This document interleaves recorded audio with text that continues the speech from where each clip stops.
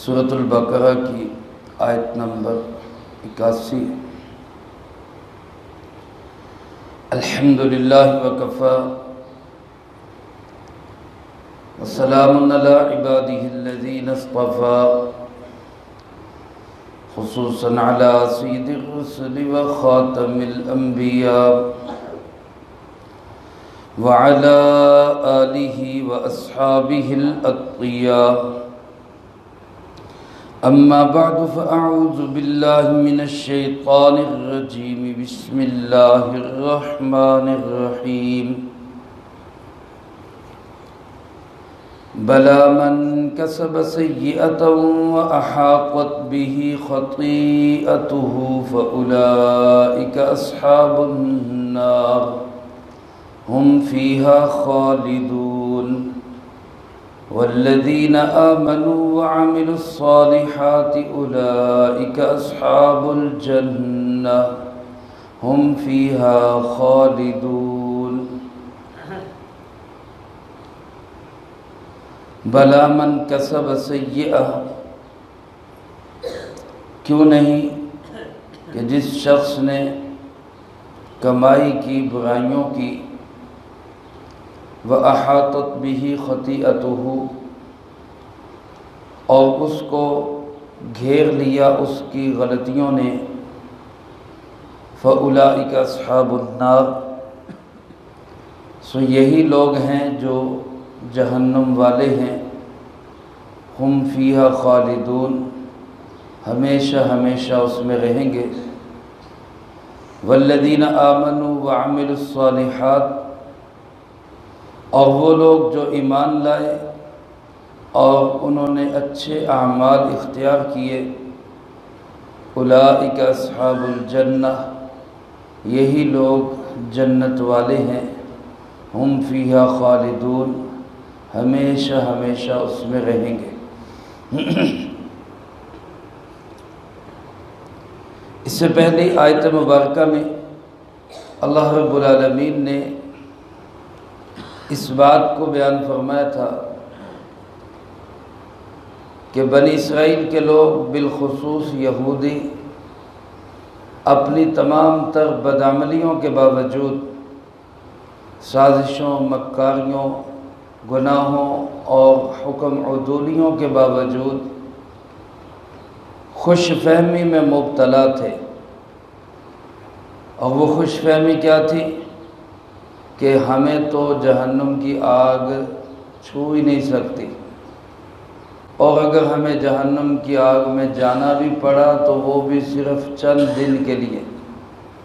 یہ ایک ان کی اپنی خام خیالی، ایک خوش فہمی تھی، اور وجہ اس کی صرف کیا کہ جی ہمارا تعلق خاندان بنی اسرائیل کے ساتھ ہے، ہمارا تعلق اللہ کے نبیوں کے خاندان کے ساتھ ہے۔ اللہ رب العالمین نے اس کا ذکر کر کے ان سے سوال کیا تھا کہ کیا کوئی اللہ نے تمہیں پرمٹ لکھ کے دیا، کوئی اللہ نے تمہیں اس کے لیے کوئی سٹامپ کر دیا کہ تمہیں جہنم کی آگ نہیں لگے گی؟ کوئی اللہ پاک نے تمہارے ساتھ کوئی وعدہ کر لیا؟ اس کے بعد ان آیات مبارکہ میں اللہ پاک نے جہنم اور جنت کے لیے ضابطہ بیان کیا، کون جہنم میں جائیں گے، کون جنت میں جائیں گے۔ اس کا تعلق کسی خاندان کے ساتھ نہیں ہے، کسی برادری کے ساتھ نہیں، کسی کنبے قبیلے کے ساتھ نہیں، کسی فرقے یا پارٹی کے ساتھ نہیں ہے۔ یہ ضابطہ عام ہے، سب کے لیے ہے۔ میرے عزیز دوستو، ایک ہے دخول جہنم اور ایک ہے خلود جہنم۔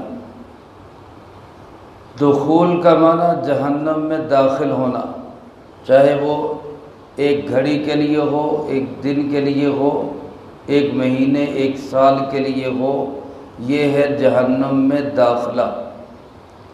اور دوسرا ہے خلود فی النار۔ خلود کا معنی ہمیشہ کی جہنم، ہمیشہ ہمیشہ جہنم میں رہنا۔ یہ بات اللہ پاک نے یہاں واضح کر دی کہ ہمیشہ کی جہنم کس کے لیے ہے اور ہمیشہ کی جنت کس کے لیے ہے؟ چنانچہ اللہ پاک فرماتے بلا من کسب سیئہ، یہ تمہارا ضابطہ غلط ہے، تم جو سوچ رہے ہو کہ ہم بنی اسرائیل کے ہم جہنم میں جائیں گے ہی نہیں، اللہ پاک فرماتے بلا، کیوں نہیں جاؤ گے؟ من کسب سیئہ، جس شخص نے برائیاں کمائی، برے اعمال کیے، اس نے کمائی ہی صرف گناہوں کی اور اس کے پاس کوئی کمائی ہے ہی نہیں، اور اتنی کمائی کی کہ اس کی برائیوں نے اس کو گھیر لیا، احاطت بہ خطیئتہ، وہ برائیوں کے گھیرے میں آ گیا۔ اب برائیوں کے گھیرے میں کون آتا ہے؟ برائیوں کے گھیرے میں وہی شخص آتا ہے جس کو کبھی گناہوں پہ ندامت بھی نہیں ہوتی، شرمندگی بھی نہیں ہوتی، کبھی دل دماغ میں یہ خیال ہی نہیں آتا کہ میں کتنا گناہ کر رہا ہوں، مجھے نہیں کرنا چاہیے، یہ گناہوں کے گھیرے میں آتا ہے۔ اور ایسا کون ہو سکتا ہے؟ ایسا سوائے کافر کے کوئی نہیں ہو سکتا، کیونکہ مسلمان جتنا بھی گیا گزرا ہو، جو صاحب ایمان ہوگا، مسلمان ہوگا، کہیں نہ کہیں اس کو یہ خیال ضرور آئے گا کہ یار مجھے اپنے گناہوں سے معافی مانگنی چاہیے، میں بڑا گناہ گار ہوں، کہیں نہ کہیں اس کو یہ خیال آ جاتا ہے۔ اور جیسے یہ خیال آتا ہے، یہ خیال کا آنا یوں سمجھ لیں جیسے اندھیرے کے اندر ایک معمولی سی روشنی ہے، کوئی گھپ اندھیرے کا کمرہ ہو، بالکل بند ہو چاروں طرف سے، اور اس میں ہلکا سا سوراخ ہو جہاں سے روشنی یا ہوا آ رہی ہو۔ یہ جو دل میں خیال آتا ہے کہ مجھے گناہوں کی معافی مانگنی چاہیے، یہ بالکل اسی سوراخ کی طرح ہے۔ یہ ہلکی سی روشنی، ہلکا سا اس میں سانس لینا، یہی اس انسان کی نجات کا ذریعہ بن جائے۔ یہ خلود فی النار کا مستحق نہیں ہوگا، ہمیشہ جہنم میں نہیں رہے گا، داخل ہو سکتا ہے، اللہ کی منشا ہے، اللہ کی مرضی ہے، وہ اس کو اپنی رحمت سے معاف کر دے یا اس کو گناہوں سے پاک کرنے کے لیے جہنم میں بھیج کر پھر جنت میں لے جائے، یہ اللہ کی مرضی ہے۔ لیکن بالآخر یہ انسان جنت میں چلا جائے گا، ہمیشہ جہنم میں نہیں رہے گا۔ لیکن وہ انسان جس کو اس کی برائیوں نے چاروں طرف سے گھیر لیا، ایسا گھیرا کہ اس میں توبہ کا معمولی سا سوراخ بھی نہیں، ذرا سی جگہ بھی نہیں جہاں سے کوئی ہوا آ سکے، کوئی روشنی آ سکے، اور ایسا انسان ایمان والا نہیں ہو سکتا، ایسا انسان کافر ہی ہوگا جو چاروں طرف سے اپنے آپ کو برائیوں میں بند کر دے۔ اللہ پاک فرماتے ہیں جب وہ ایسے اپنے آپ کو برائیوں کے اندر گھیر دے گا اور برائیاں اس کے چاروں طرف چھا جائیں گی، کہیں اس کو احساس اور ندامت اور شرمندگی کہیں پہ نہیں ہوگی، ایسا انسان کافر ہوگا، اور فَأُولَئِكَ أَصْحَابُ النَّارِ، یہی جہنمی ہوگا، اور ایسا جہنمی ہوگا کہ ہم فیہا خالدون، ہمیشہ ہمیشہ اس میں رہے گا۔ اللہ پاک ہم سب کی اس سے حفاظت فرمائے۔ تو گویا اللہ پاک ان کو فرما رہے کہ تم کیوں جہنم میں نہیں جاؤ گے؟ تم نے تو وہ پاپ اور وہ ظلم کیا ہے کہ جس کا اطلاق ہی کفر پر ہوتا ہے۔ دیکھو یہودی وہ ہیں جو حضرت موسیٰ علیہ السلام کو اللہ کا نبی مانتے ہیں، حضرت عیسیٰ علیہ السلام کو اللہ کا نبی نہیں مانتے، اور حضرت محمد صلی اللہ علیہ وسلم کو بھی اللہ کا نبی نہیں مانتے۔ گویا ان کے عقیدے کے مطابق آخری نبی حضرت موسیٰ علیہ السلام ہے، جبکہ قرآن و سنت کا عقیدہ کیا ہے کہ آخری نبی کون ہے؟ وہ جناب محمد کریم صلی اللہ علیہ وآلہ وسلم ہے۔ اب اگر حضرت موسیٰ علیہ السلام کے بعد کوئی شخص عیسیٰ علیہ السلام کو بھی اللہ کا نبی نہ مانے، حضرت محمد صلی اللہ علیہ وسلم کو بھی اللہ کا نبی نہ مانے، اور پھر یہ ذہن رکھے کہ میں تو پکا جنتی ہوں، اللہ پاک فرماتے کہ نہیں، یہی بے ایمان تو پکا جہنمی ہے، کافر ہے۔ اور جب کافر ہے تو کافر تو ہمیشہ کے لیے جہنم میں رہے گا، اس کو تو کبھی بھی نجات نہیں مل سکتی۔ ہاں اگر ایمان والا ہے، اس کا ایمان ہے جناب محمد کریم صلی اللہ علیہ وسلم پہ بھی ایمان ہے، تمام انبیاء اور رسل پہ بھی ایمان ہے، تمام آسمانی کتابوں پہ بھی ایمان ہے، اللہ کی وحدانیت پہ بھی ایمان ہے، عقیدہ آخرت پہ بھی ایمان ہے، اور اس کے ساتھ ساتھ اعمال صالحہ بھی کرتا ہے، آمنوا وعملوا الصالحات، اعمال صالحہ بھی اختیار کرتا ہے۔ اور اعمال صالحہ کیا ہے؟ نماز بھی عمل صالح ہے، زکوٰۃ بھی عمل صالح ہے، سچ بولنا بھی عمل صالح ہے، تمام حقوق اللہ، حقوق العباد عمل صالح ہے۔ سب کر لیتا ہے تب بھی ٹھیک، سب نہیں ہو سکتے تو کم سے کم توبہ کرتا ہے، ندامت کرتا ہے، شرمندہ ہو جاتا ہے، اور یہ احساس دل میں رکھتا ہے، یا اللہ میں تیرا حق ادا نہیں کر سکا، اللہ میں نیکی کے کام نہیں کر سکا، اللہ مجھ سے گناہ ہو گئے، مجھے معاف کر دے، یہ احساس بھی رکھتا ہے، تو یہ بھی عمل صالح ہے، یہ بھی ایک اچھا عمل ہے۔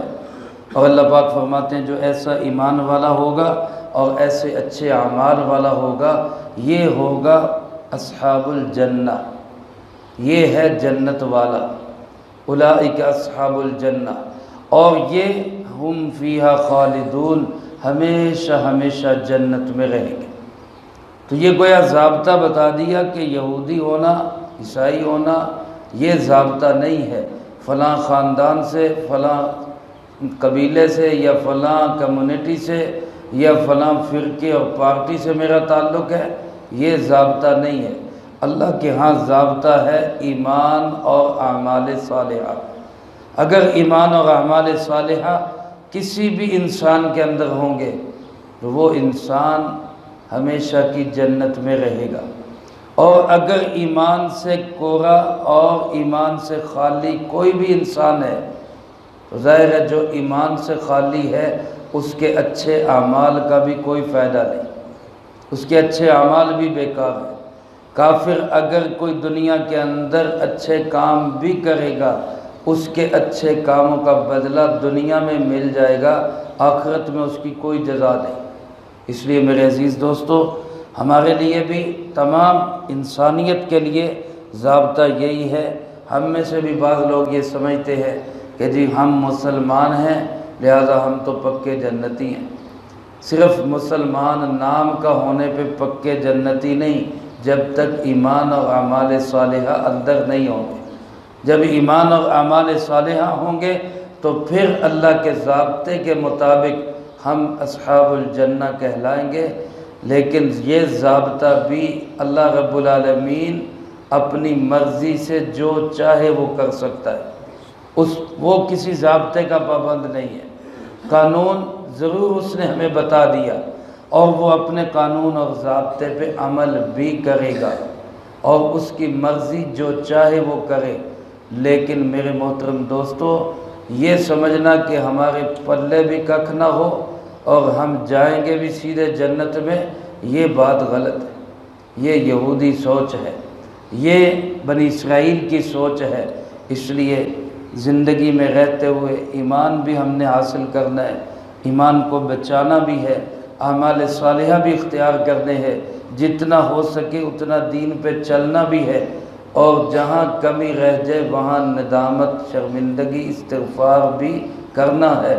اس کی بنیاد پر اللہ رب العالمین ہمارے لیے جنت کا فیصلہ فرمائے گے۔ اللہ پاک ہم سب کو اس کی سمجھ نصیب فرمائے، اور جو کہا سنا اس کو زندگی میں لا کے دوسروں تک پہنچانے کی توفیق عطا فرمائے۔ اللہم انت السلام ومنک السلام، تبارکت ربنا وتعالیت یا ذا الجلال والاکرام۔